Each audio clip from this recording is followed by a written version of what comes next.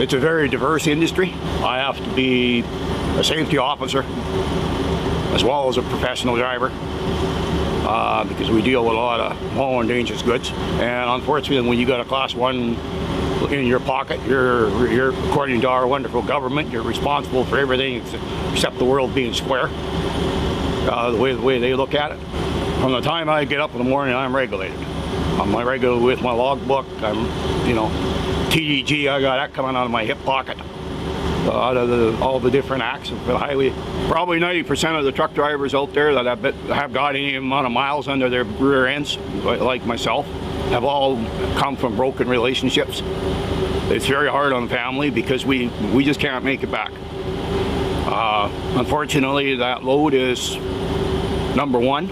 Our families have to take number two, and sometimes that's not good. A lot of the newcomers, they have probably a little stronger family than a lot of us, so they've got the support group. But like when I broke into the business, I came from the background that you do the job and keep your mouth shut. If you want a job, you work. If you don't want a job, well, you won't be here. Somebody else will have it. And unfortunately, that's just a vicious cycle. It keeps going. And like my own case, I've had two failed marriages. My daughter right now is over in England with her husband. He's in the British military, and my son and his family are down in Medicine Hat. Unfortunately, I just don't see them.